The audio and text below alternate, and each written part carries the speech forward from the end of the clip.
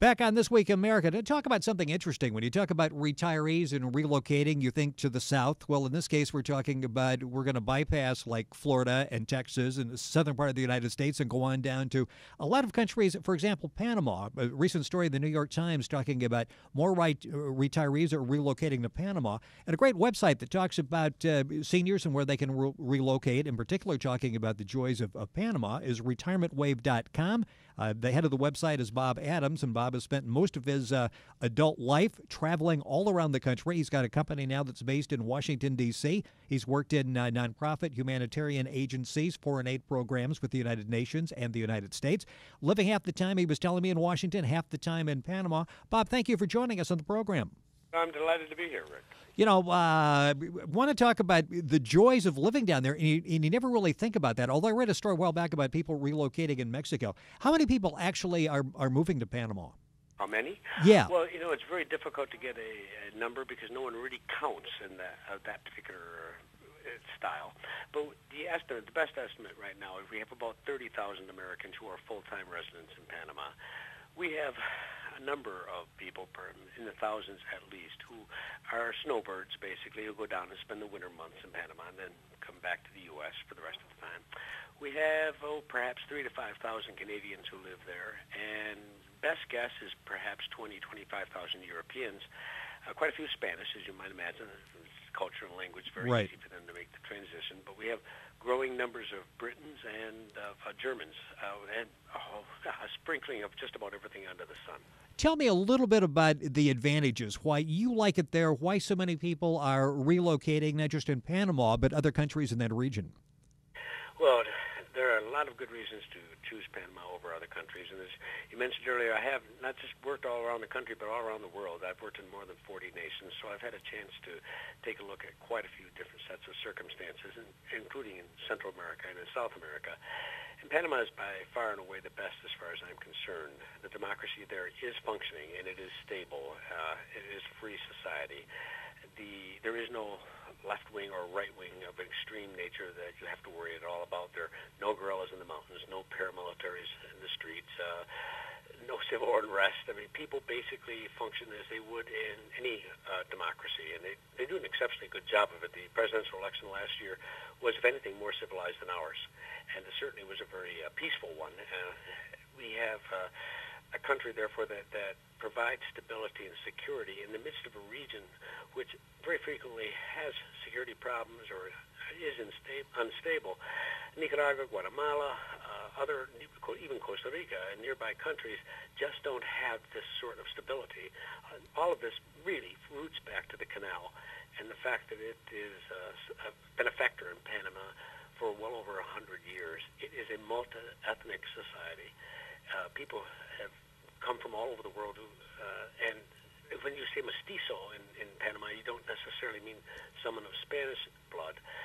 It can be anything in Panama, and there are large numbers of Panamanians who trace their ancestry back to America, to Canada, and to every imaginable European and Asian nation. We have a lot of people who came out of Asia, and that's just the result of the canal's operation for so many years. So you have a stable country, you have a democracy, it's free. Free enterprise is very definitely the system in operation down there. There's no question about that. It's a multi-ethnic society. It's very tolerant because of its history. It welcomes people. You go about and do your thing, and that's perfectly all right with everyone as you allow them to do the same. We're talking with Bob Adams. Bob is the founder of retirementwave.com. You're listening to This Week in America. We're talking about the large number of seniors who are relocating in foreign lands. In this particular case, we're talking about Panama.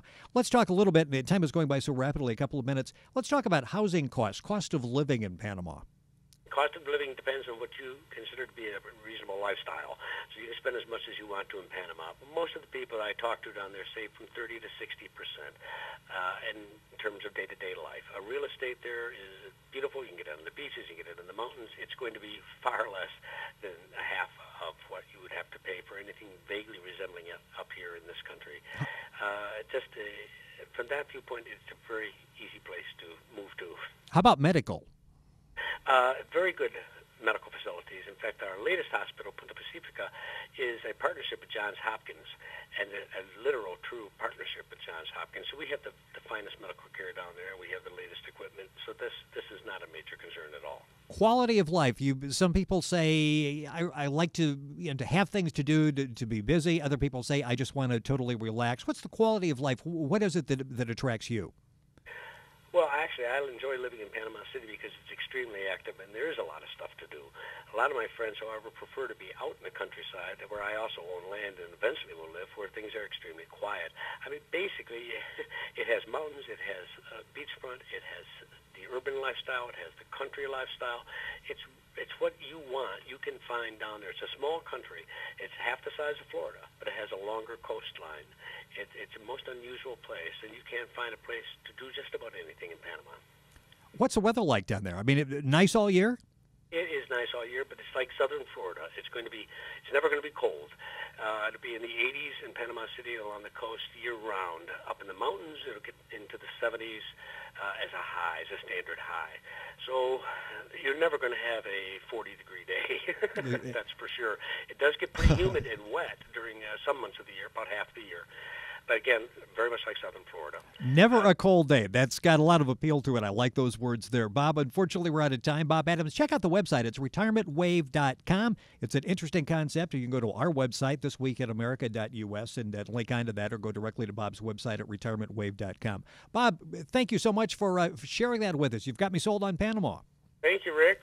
Come on down. I would love to do that, sir. Thank you very much. The program is This Week in America, not unfortunately originating right now from Panama. We're going to be working on that. Sean Bratton is executive producer. Scott Pinkerton, associate producer. Otto Bichet, director of engineering. Jay Anderson, segment producer. Ben Watson, in charge of web development.